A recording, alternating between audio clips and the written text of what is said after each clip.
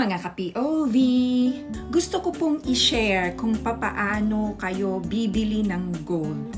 Kunyari, kung nakatira kayo dito at OFW kayo, magandang investment po ang gold.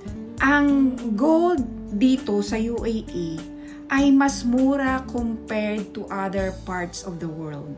Kaya maraming bumibili dito ng gold or alahas. So, kailangan i-grab natin yung opportunity habang nandito tayo.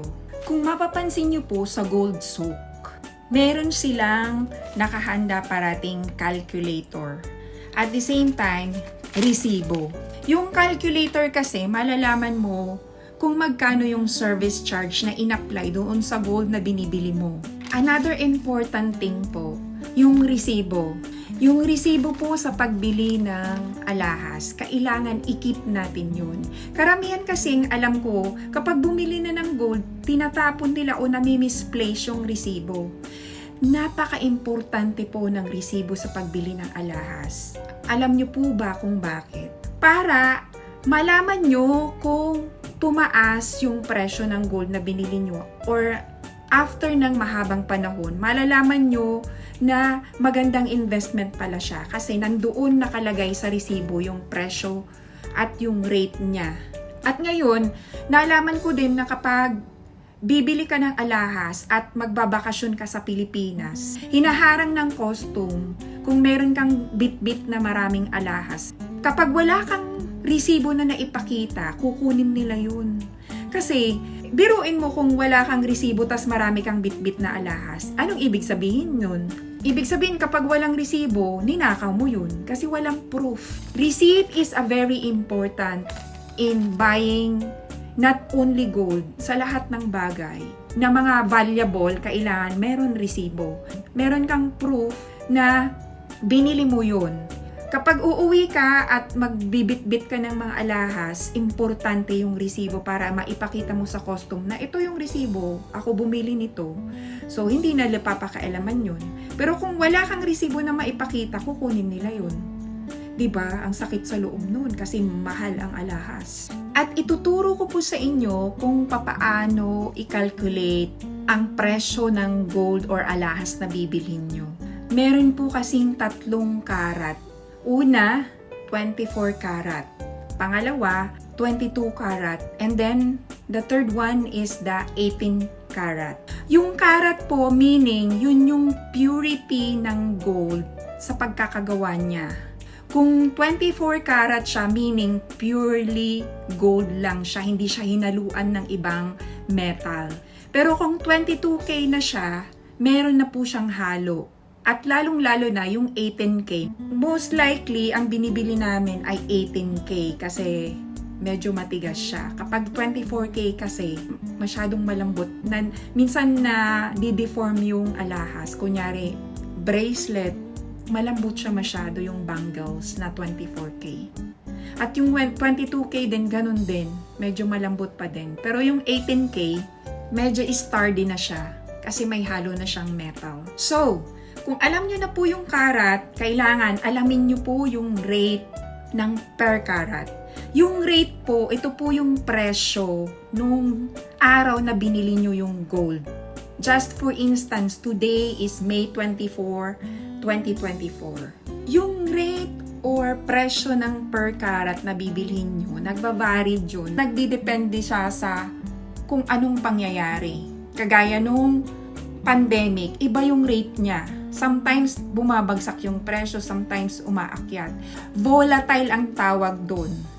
Volatile meaning, kunyari, today, May 24, 2024, yung rates niya ay 166.25. So, bukas, iba na naman yung rate niya. Maaaring tumaas or bumaba. Kasi yung gold parang stocks market din. Tumataas at bumababa yung presyo. So kapag alam nyo na yung karat na bibili nyo, kunyari 24K, 22K, 18K, at alam nyo na din yung presyo or yung rate ng araw na yun, ganito pag-calculate ng per karat. Just for instance, bibili ka ng 18 karat gold. Kailangan alamin mo muna yung rate niya on that day. Just for instance, today is May 24, 2024. I-check nyo sa internet kung ano ang rate ng per carat na bibilhin nyo. Kung magkano yung rate per gram. Kunyari, kagaya nito, nung bumili ako ng necklace, ang bigat niya ay 20.34. So, 20.34, imumultiply nyo po siya sa rate ng 18 karat gold. 20.34 multiply by 166.25. Yun yung presyo today ng 18 karat gold. So, magkano siya? 3,381.53. Yun ang presyo ng gold itself. Pero wait lang po, nagpapatong po kasi sila ng service charge. It depends sa service charge kung made in Italy or dito lang. Normally, nagre-range yung rates as per kung mahirap gawin yung design. Kunyari, kagaya nito, kwintas ko, ito made in Italy siya. Ang sabi, mahirap daw gawin to kasi dalawang design. Kaso nung binili na namin, 4,550 na yung presyo kasi yung service charge daw or paggawa ng design, pwede kang tumawad sa service charge. Actually, mas mainam bumili ng gold bar kasi wala siyang service charge. Kaya nagmamahal yung alahas kasi pinapatungan nila ng service charges. Siyempre, yung gagawa na tao, sasahuran mo yun. Merong mahihirap na designs, merong madaling designs. The more na madali yung designs, siyempre, mas mura yung rate ng i-a-apply na service charge. So, mas mainam, alam nyo po yung mga bagay-bagay na to. Yung karat, yung weight, at yung rate. So, mas mainam po yung gold gawing investment. Yung kasabihan na time is gold, literally, kapag mas lalong tumatagal, yung gold nagkakaroon ng value. Kasi kunyari, ngayong May 24, 2024, bumili ka ng 18K. Ang rate niya ay 166.25. After 5 years, tumaas yung presyo ng gold, panalo ka. Kailangan alamin mo yung volatility ng presyo ng gold. Kailangan alamin mo din yung trends. At bawat economic happenings, meron yung impact sa gold. Kagaya nung pandemic, malaking impact yun sa presyo ng gold or sa rate ng gold.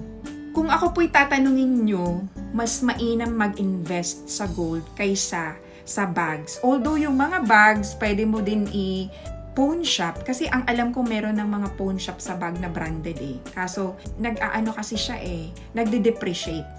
Yung mga bagay na nagde-depreciate, hindi yun investment. Ang investment talaga ay yung nag-a-appraise ng value. Kagaya ng gold, nag-a-appraise yung value niya. Kaya mainam na investment. Mainam na pagkakakitaan. Actually, marami din na nagne-negosyo sa Pilipinas ng pawn shop. Kasi kunyari, noon yung mama ko kapag nagigipit, nagsasanla siya ng kwintas or singsing or hikaw. Yung value nung alahas na yun, hindi na yung original na value nung nabili mo. Napakababa na ng offer ng pawn shop. So just for instance, hindi mo matubos, yung may-ari ng pawn shop, pwede niya yun ibenta ayon sa presyo na gusto niya. Most likely, or more often than not, yung mga nagsasanla ng alahas, hindi na nila natutubos. Kaya doon kumikita yung pawn shop. Ibinibenta nila or pinapaganda nila, nililinis nila, pinapakintab, tinutunaw nila, ginagawa nila ng panibagong design, and then mag-a-apply sila ng service charges. Doon sila kumikita. Kaso dito, wala naman pawn shop. Karamihan dito, gold souk. Actually, marami din ditong kabayan na nagbebenta ng gold or nagbebenta ng alahas. Bali, bibili sila sa gold souk and then papatungan nila. Ipapautang nila or ilang gibs, dun sila kumikita. Ang advice ko, kung gusto nyong makamura ng alahas, mag-ipon na lang kayo or magtabi ng pera.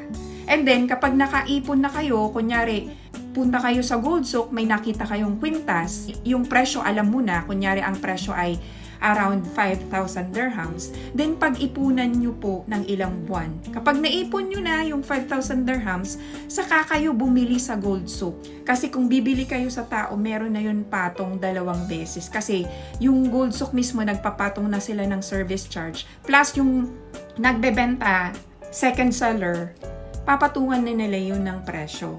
So, mas mainam bumili ng gold or alahas sa gold souk, makakamura ka. At pwede ka pang tumawad sa service charge na i-a-apply nila. Kung tatanungin nyo ko, mainam bang negosyo yung alahas? Of course, yes. Kapag marunong ka at nag-aral ka bago mo pasukin yung negosyo na yun. Actually, lahat ng negosyo kailangan pag-aralan muna bago ka sumabak para ma-mitigate mo yung risk. Lalo na sa gold, kailangan marunong kang mag-calculate ng rates per gram or anumang economic happenings. Meron yung impact sa presyo ng gold. Tatanungin niyo po kung gold is a good investment? Yes, of course. Gold is a good investment. Pang long term nga lang kasi kunyari, binili mo yung gold the rate of 166.25 today, May 24, 2024. At after a month, ibinenta mo, lugi ka. More often than not, hindi naman ganun tataas kaagad yung presyo. Maaaring bumaba or tumaas man konti lang. So mas mainam yung gold as a long-term investment. At saka yung gold, ang risk lang ay kapag ninakaw. Madali siyang nakawin compared sa iba pang investment. Yun lang yung risk ng gold. Aside from that, kung maingat ka naman at marunong maghawak ng ibinigay sa atin ng Diyos, ibinigay sa atin ni Lord na blessings, then kailangan mong alagaan kung whatever God's given to us. Meron nga sa Bible sinasabi na kung binigyan ka ng konti at hindi mo na-handle, mas lalong hindi mo ma-handle yung malaking amount. Kasi hindi mo nga na ma-handle yung maliit. How much more kung bigyan ka ni Lord ng mas malaking amount? Mas lalong hindi mo kaya. Kaya kung na-handle mo yung konting amount pa lang, mas lalo kang i-bless ni Lord kasi marunong kang magpahalaga sa mga blessings na binibigay niya. At kailangan din, nasa Bible din, whatever blessings that God given you, kailangan palaguin mo yun. Kailangan mag-isip ka ng paraan na mapalago yun at the same time, maibahagi mo din sa kapwa mo kung ano man meron ka.